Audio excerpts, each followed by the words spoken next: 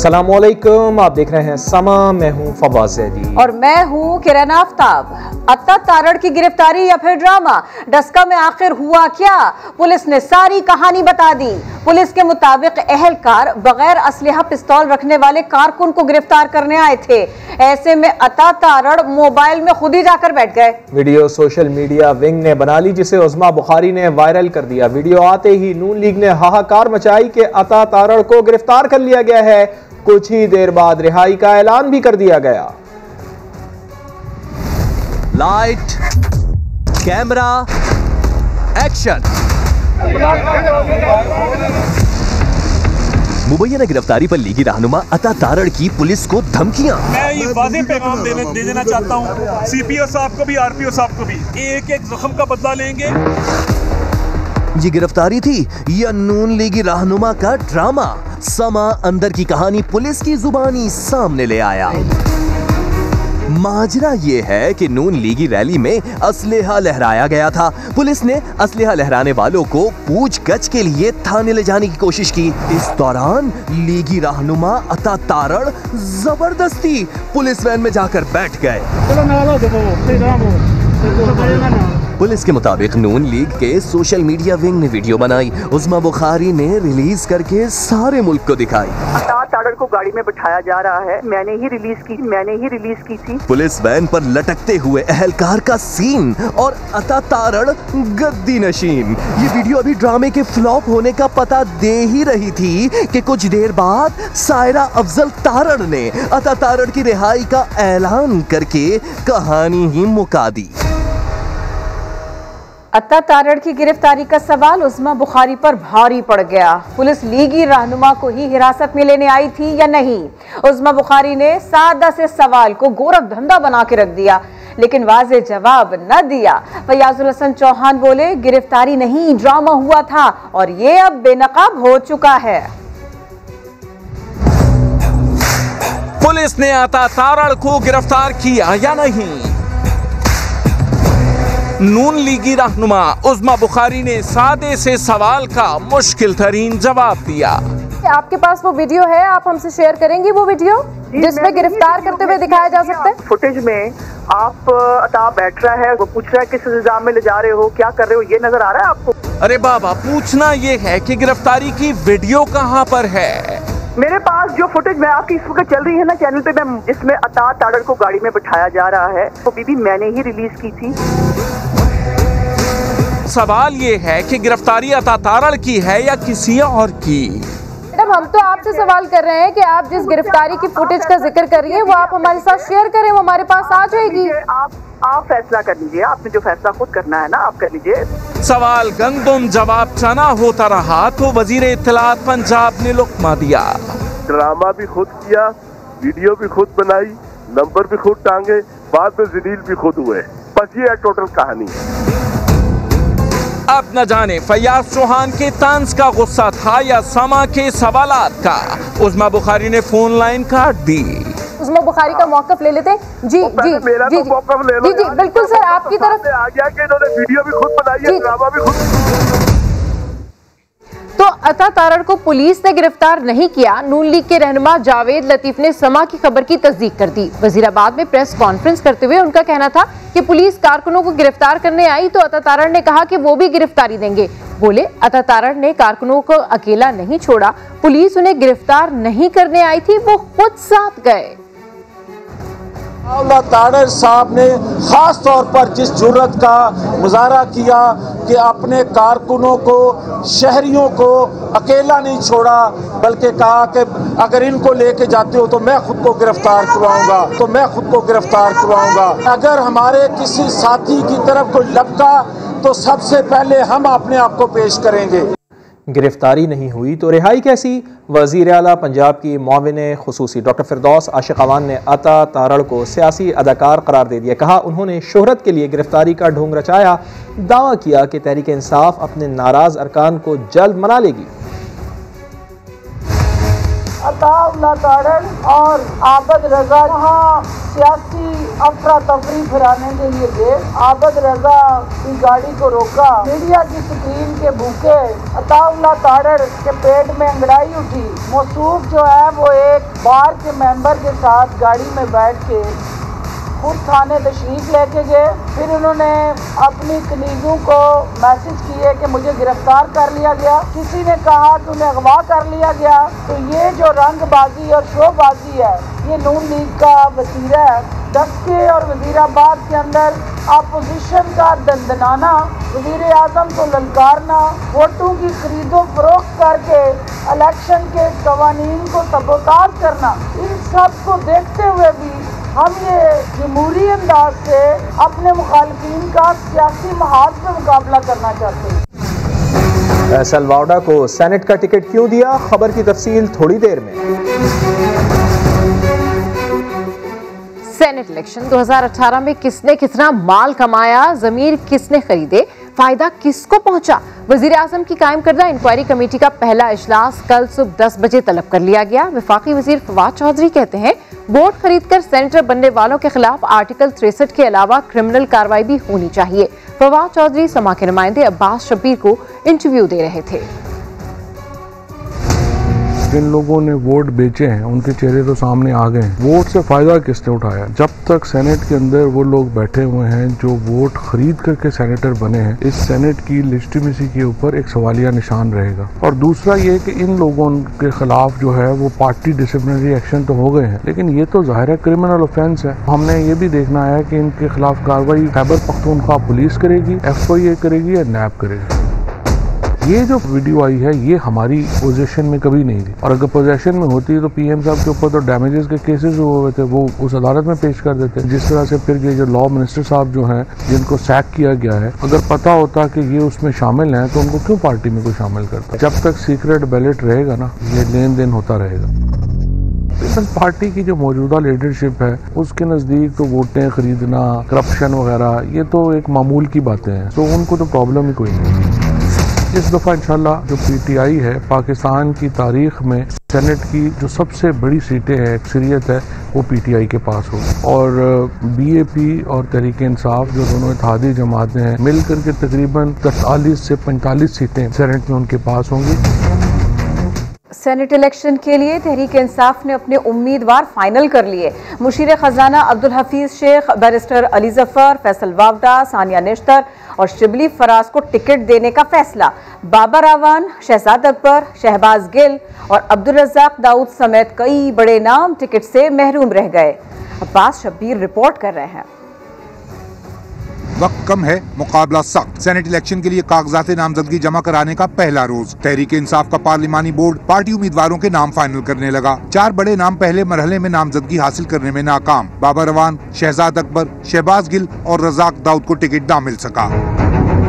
अब तक टिकट किस किस को मिला, फवाद चौधरी ने ट्विटर पैगाम में तस्दीक कर दी। इस्लामाबाद से सेनेट के लिए बतौर PTI उम्मीदवार हफीज शेख और फौजिया अरशद के नाम फाइनल। सिंध से फैसल वावड़ा और टेक्नोक्रेट निशिस्त पर सैफुल्लाह अबड़ो उम्मीदवार होंगे। पंजाब से सदर PTI वस्ती पंजाब एजाज चौधरी, सैफुल्लाह नियाजी, डॉक्टर जरका और बैरिस्टर अली जफर उम्मीदवार नामजद। KP से शिबली फराज, मोहसिन अजीज, दोस्त मोहम्मद, सानिया निश्तर और जीशान खानजादा सेनेटरशिप के लिए PTI के उम्मीदवार। बलोचिस्तान से सेनेट इंतखाब के लिए अब्दुल कादिर का नाम फाइनल किया गया है। वजीर आजम इमरान खान ने कहा है सेनेट इलेक्शन के लिए हफीज शेख और सानिया निश्तर समेत सबको मेरिट पर टिकट दिए, सिफारिश पर नहीं। वजीर आजम का कहना है चाहता हूं टिकट पार्टी वर्कर को मिले ताकि वो कारकर्दगी दिखाएं। फैसल वावड़ा MNA है तो सेनेट का टिकट क्यों दिया गया? सियासी मुखालिफिन ने सवाल उठाया तो फवाद चौधरी ने भी वजह बता दी। कहा कानूनी कंफ्यूजन से बेहतर है कि वो सेनेटर बन जाएं। फैसल वावड़ा कौमी असेंबली से सेनेट चले, वजह क्या बनी? उनको अदालती मुकदमात का सामना है, जिसकी वजह से वो अपनी जो वजारत है उसके ऊपर दिल जमई के साथ काम नहीं कर पा रहे थे। लिहाजा हमने फैसला किया कि वो कौमी असेंबली की नशिस्त इस्तीफा देंगे और वो सेनेट का इंतखाब जो है वो। मगर मुखालिफिन को एतराज है, जिस दिन आप पकड़े जाए उस दिन एक सीट छोड़े और दूसरी पर बैठ जाए और ये क्या है? क्योंकि ये डोनर है, बहुत बड़े, खान साहब की जेब करप्ट करते हैं और उनको बहुत सारी चीजें प्रोवाइड करते हैं, तो इसलिए ये बेहतरीन उम्मीदवार है। नून लीग वाले सवाल उठा रहे हैं। फैसल बाबडा ने कागजात नामजदगी में झूठ लिखा था। उन्हें सेनेट का टिकट किस बुनियाद पर दिया जा रहा है? कौन कौन लड़ेगा सेनेट का इलेक्शन? पीपल्स पार्टी और नून लीग ने उम्मीदवारों का ऐलान कर दिया। दोनों जमातों की फहरिस्त में चंद बड़े नाम शामिल नहीं। किस किस को शामिल किया गया, जानते हैं इस रिपोर्ट में। इस्तीफे देने की बातें करने वाले इलेक्शन लड़ने के लिए तैयार। पीडीएम की दो बड़ी जमातों मुस्लिम लीग नून और पीपल्स पार्टी ने सेनेट इलेक्शन लड़ने के लिए अपने अपने उम्मीदवारान का ऐलान कर दिया है। बिलावल भुट्टो जरदारी ने ट्वीट में पीपल्स पार्टी के उम्मीदवारों के नाम बताए। इस्लामाबाद से यूसुफ रजा गिलानी, जबकि केपीके से फरहतुल्लाह बाबर उम्मीदवार होंगे। सिंध से जाम मेहताब टहल, ताज हैदर, सलीम मांडवीवाला, शेरी रहमान, फारूक एच नाइक और शहादत अवान सेनेट के मैदान में उतरेंगे। करीम ख्वाजा, पलवशा खान, खैरुन्निसा मुगल भी सिंध से जियाली उम्मीदवार होंगी। उधर मुस्लिम लीग नवाज ने सेनेट इंतखाबात के लिए पार्टी चेयरमैन राजा जफरुल हक को नजरअंदाज कर दिया। पंजाब से टेक्नोक्रेट की सीट पर आजम नजीर तारड़, जनरल सीट पर परवेज रशीद, मुशाहिदुल्लाह खान और साजिद मीर को पार्टी टिकट जारी कर दिए गए। खवातीन की नशिस्त पर बैरिस्टर सादिया खाकान अब्बासी लीगी उम्मीदवार होंगी। खैबर पख्तूनख्वा की मकामी तंजीम सूबे से सेनेट के उम्मीदवार का फैसला करेगी। मुस्लिम लीग नून के चेयरमैन राजा जफरुल हक के साथ साथ नवाज शरीफ और मरियम नवाज के तर्जुमान साबिक गवर्नर सिंध मोहम्मद जुबैर भी सेनेट के टिकट से महरूम रह गए। मजीद बात होगी समा के नुमाइंदे अब्बास नकवी से। अब्बास, लीगी कायदीन के तर्जुमान को क्यों टिकट नहीं दिया गया? जी बिल्कुल, जैसा कि राजा जफरुल हक जो है चेयरमैन है और मोहम्मद जुबैर जो है इस वक्त नवाज शरीफ, मरियम नवाज और शरीफ फैमिली के तर्जुमान हैं, लेकिन वो बहुत ज्यादा पुरुमीद थे कि उनको जो है सेनेट इलेक्शन के हवाले से टिकट मिलेगी और उनको कंसिडर किया जाएगा नून लीग की जानिब से, शरीफ फैमिली की जानिब से, जिसके हवाले से आज जो है मोहम्मद जुबैर कोशिश भी कर रहे हैं और बार बार जो है नून लीग के जो मरकजी क़यादत है उनके साथ फोन पर राब्ते में भी रहे कि शायद उनका नाम जो कंसिडर कर लिया जाए, लेकिन उनका नाम कंसिडर नहीं किया गया, जिसके वजह से वो काफी पुरुमीद भी थे। तो अब जो है मोहम्मद जुबैर जो उन्होंने राब्ते जो है मजीद बढ़ाए और कोशिश की कि शायद उनका नाम कंसिडर हो जाए। कल का दिन है, देखना यह है कि नून लीग की क़यादत, शरीफ फैमिली, नवाज शरीफ, मरियम नवाज या मोहम्मद जुबैर जो उनके तर्जुमान है उनको कंसिडर करते हैं या फिर इस दफा एक ही दिन है सब कुछ को वाजे होने में। बहुत शुक्रिया। टिकट मिला, सब कुछ हिला। काफ लीग के रहनुमा कामिल आगा ने सेनेट टिकट मिलते ही ट्रेन बदल ली। पहले कहते थे कि तहरीक इंसाफ के नहीं रियासत के इत्तेहादी हैं, अब इमरान खान के इत्तेहादी होने का इतराफ कर लिया। तो रियासत के इत्तेहादी हैं, हमेशा से रियासत के इत्तेहादी रहे हैं और रियासत के इत्तेहादी रहेंगे। ये समझा जाता है कि ये शायद हम इमरान खान के इत्तेहादी हैं, कतई तौर पे नहीं। इमरान खान साहब के इत्तेहादी हैं, एक ऐसे इत्तेहादी हैं, बाएतमाद इत्तेहादी हैं, जिसके साथ जो वादा करते हैं उसको पूरा करते हैं, जो वादा करते हैं उसको निभाते हैं। इंशाअल्लाह हम अपना वादा निभाते चले जाएंगे। हमारा किरदार अवाम के सामने बड़ा वाज़ेह है। धांधली का मंसूबा पकड़ा गया, तफसीलात कुछ ही देर बाद। पीटीआई के एमएनए रियाज फतेहाना ने गुड गवर्नेंस ना होने की वजह लीडरशिप की कमजोरी और ब्यूरोक्रेसी को करार दे दिया है। समा के नुमाइंदा खुसूसी नईम अशरफ भट्ट को इंटरव्यू में कहा, इमरान खान और जहांगीर खान तरीन के दरमियान मामला ठीक हो गए हैं। ब्यूरोक्रेसी ज़हनी तौर पर सियासतदानों को तस्लीम ही नहीं करती, जमातों में मजबूती नहीं है। लीडरशिप में ज़रूरत इस बात की है कि बहुत ज़्यादा वाइज अकल दानिश शख्सियत में ठहराव और ऑर्गेनाइजेशन स्किल और अच्छी पर्सनैलिटी और ऑनेस्टी, 8-10 जो क्राइटेरिया है वो भी अमर्ज होना चाहिए, स्ट्रॉन्ग होना चाहिए। गवर्नेंस जो है इसलिए मजबूत नहीं हो रही कि बाज़ का ब्यूरोक्रेट्स ये समझते हैं कि सियासतदान हमसे नालायक हैं। हालांकि ऐसी बात नहीं है, सियासतदान नालायक होते हैं, लेकिन ज़्यादा नालायक भी होते हैं, अच्छे लोग भी होते हैं। उस वक्त जहांगीर तरीन तो बहुत क्लोज थे ना इमरान खान साहब के, तो इमरान खान साहब के कहने पर ही उन्होंने मुझसे रब्ता किया था। जितने पंजाब में लोग हैं 23 में से गलबन 21 लोग तो वही उठा के अपने जहाज में लाए थे। उनसे बात हुई है, मेरा ख्याल है कि मामला पहले से काफी बेहतर है। नईम सर, मेरी दोस्तियाँ सारी पार्टियों में हैं, सभी मेरे दोस्त हैं, वो हम गपशप लगाते रहते हैं। कोई MNA ऐसा नहीं है जो अपोजिशन जमातों से हो जो इस्तीफा देने में दिलचस्पी रखता हो। अगर इस्तीफे दे दिए इन्होंने तो हुकूमत कबूल कर लेगी। हुकूमत जरूरी इकट्ठे इस्तीफे कबूल कर ले। जो ज़्यादा शरारती MNAs हैं उनके इस्तीफे कबूल कर लेगी, वहाँ ज़मीनी इलेक्शन हो जाएगा। जो ज़रा शरीफ MNA उनके इस्तीफे कबूल नहीं करेगी। नून लीग और पीपल्स पार्टी के अंदर ऐसे अरकान की वाज़ेह अक्सरियत है जो इस्तीफे देने के हक में नहीं है और 5 साल असम्बली की मुद्दत पूरी करना चाहते हैं। इस्लामाबाद हाईकोर्ट पर हमला करने वाले वकला को अभी जमानत नहीं मिल सकती। इंसदादे दहशतगर्दी अदालत ने 4 गिरफ्तार वकला की दरखास्तें मुस्तरद कर दी। चीफ जस्टिस इस्लामाबाद हाईकोर्ट ने रिमार्क्स दिए, असल मुजरिमान को छोड़कर पुलिस बेगुनाह वकला को हिरासा क्यों कर रही है। इस हवाले से रिपोर्ट कर रहे हैं सुहेल रशीद। इस्लामाबाद हाई कोर्ट पर वकला हमले के आफ्टर शॉक्स जारी। जुमे के रोज काले कोट वालों की हड़ताल। 4 गिरफ्तार वकला से इजहार यकजहती के लिए बड़ी तादाद में वकील जुडिशल कम्प्लेक्स पहुँच गए। इंसदादे दहशतगर्दी अदालत में वकला की जमानत के लिए सेक्रेटरी हाई कोर्ट बार खुद दलाइल देते रहे, लेकिन अदालत ने जमानत की दरख्वास्तें मुस्तरद कर दी। दूसरी जानिब chief justice Athar Minallah police और इंतजामिया पर बरहम। DC इस्लामाबाद को तलब करके पूछ लिया, जिन वकला का हमले से कोई ताल्लुक ही नहीं, उनके घरों पर छापे और जिम्मेदारों के खिलाफ कोई कार्रवाई क्यों न हुई। हफ्ते के रोज तक रिपोर्ट पेश करें। रिमार्क्स दिए कि बेकसूर वकला के घरों पर छापे से इश्तियाल की कोई गेम हो रही है तो ऐसा नहीं होने देंगे। हाईकोर्ट ने अदालत पर धावा बोलने वाले 32 वकला के खिलाफ तौहीन अदालत केस पर समाअत के लिए 5 मुख्तलिफ बेंच भी तश्कील दे दिए। दूसरी जानिब 4 मजीद गिरफ्तार वकला को भी जुडिशल रिमांड पर जेल मुंतकिल करते हुए इंसदादे दहशतगर्दी अदालत ने 7 दिन के अंदर चालान पेश करने की हिदायत कर दी। सिंध हुकूमत ने सूबे में बल्दियाती इलेक्शन कराने से इनकार कर दिया। वफाकी हुकूमत को इंतखाबात के इनेकाद की राह में रुकावट करार दे दिया। इलेक्शन कमीशन ऑफ पाकिस्तान में बल्दियाती इंतखाबात के मामले पर इजलास हुआ।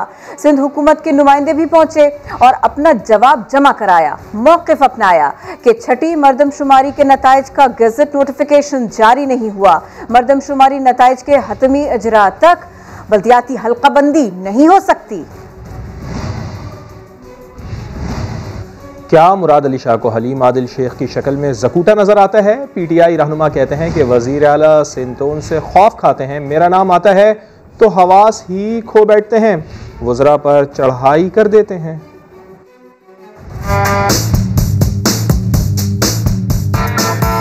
चीफ मिनिस्टर सिंध इस वक्त वो अपने हवास खो चुके हैं।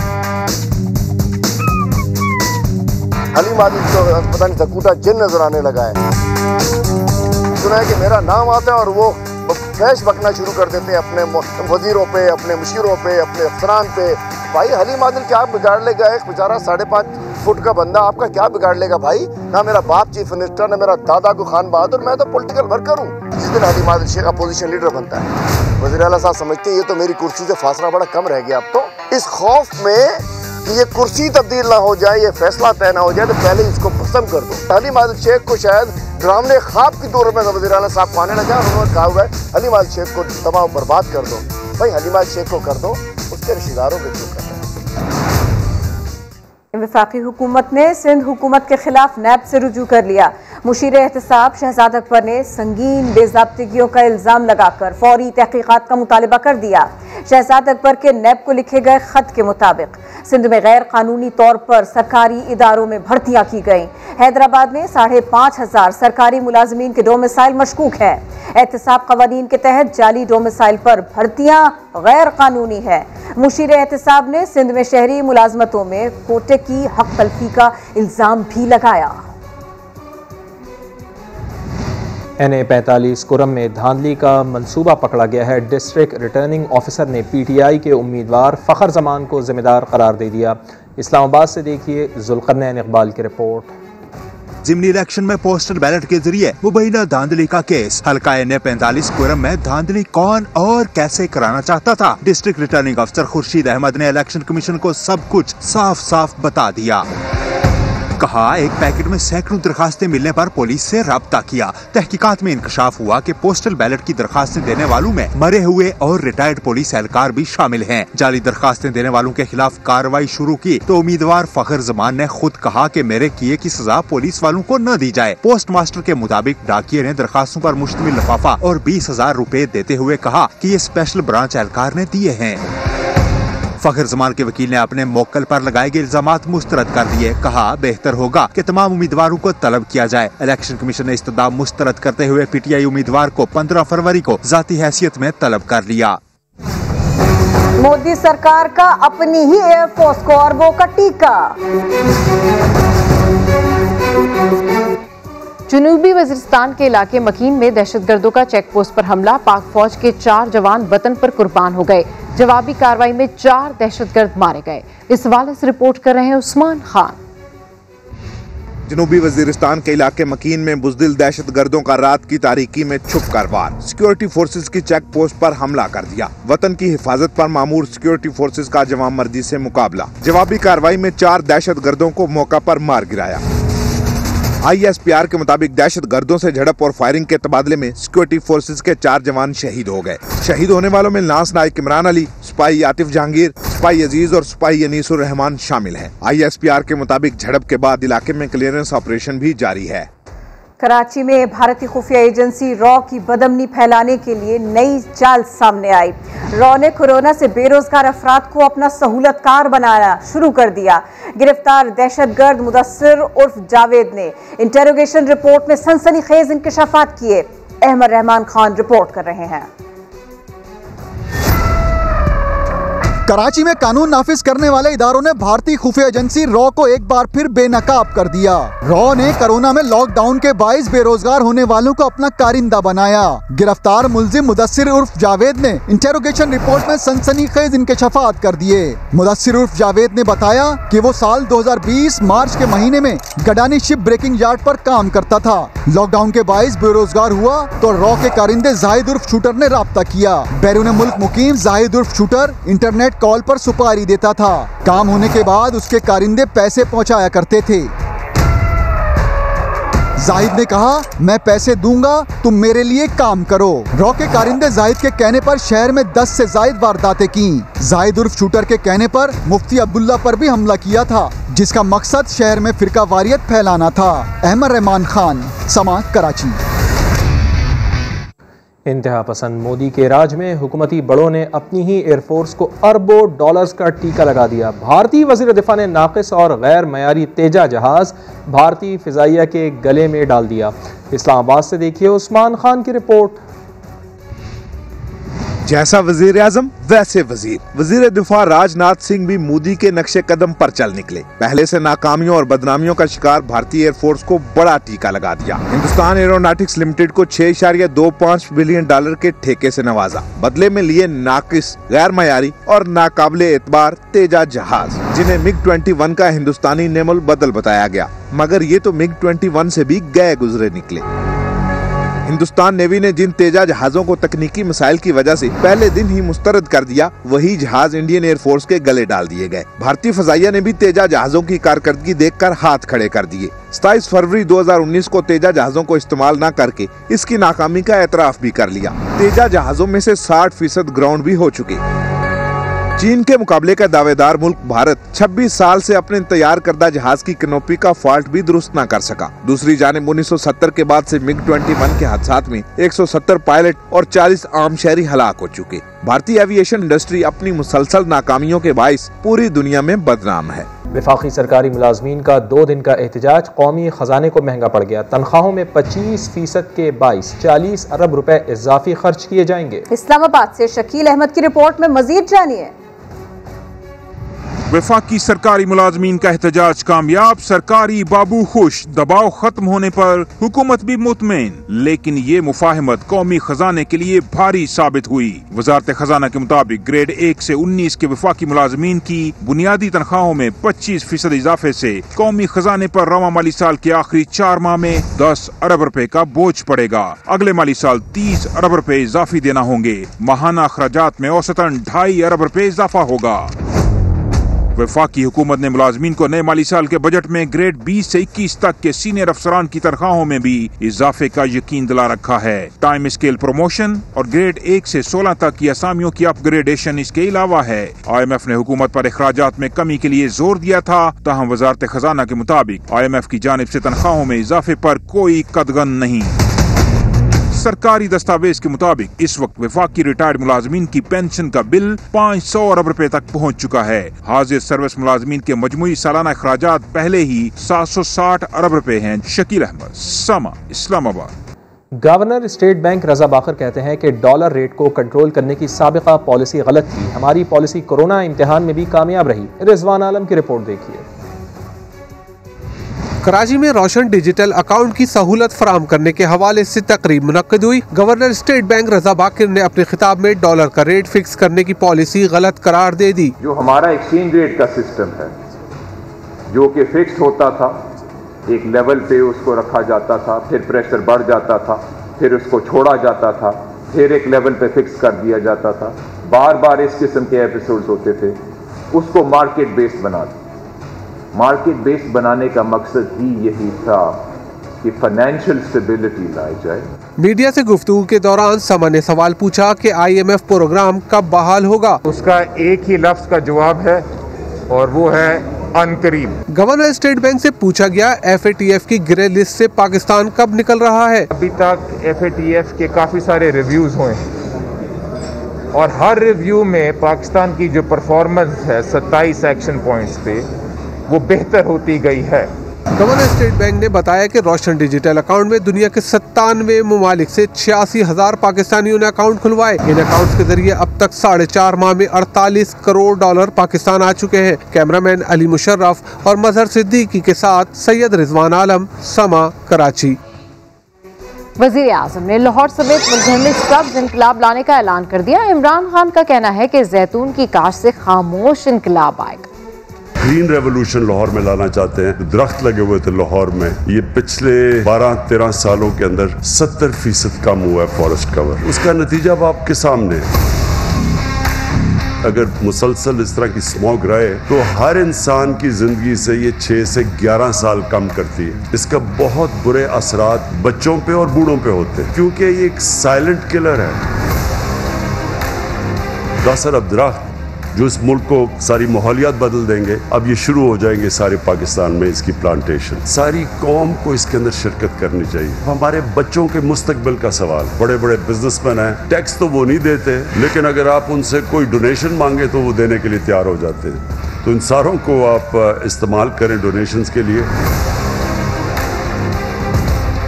खामोश इनकलाब जो आ रहा है वो है जो हम जैतून के जंगलात अब उगाने लगे। दरियाए सिंध का जो राइट साइड है वो सबसे बेहतरीन इलाका है जैतून के दरख्तों के लिए। अरबों रुपए की हम हर साल इंपोर्ट करते हैं और तेल इंपोर्ट करते हैं, घी, ये यानी एडिबल ऑयल। चंद सालों के अंदर पाकिस्तान बजाय इंपोर्ट करने के एक्सपोर्ट करेगा, जिस तरह की यहाँ जैतून की प्लांटेशन हो रही है। बुलेटिन के आखिर में आपको लिए चलते हैं चोलिस्तान, जहां दूसरे रोज प्रिपेयर्ड कैटेगरी में साहिबजादा सुल्तान सब पर बाजी ले गए। फाइनल में नादिर मक्सी एजाज का दिफा करेंगे। एहसन अंसारी रिपोर्ट करेंगे।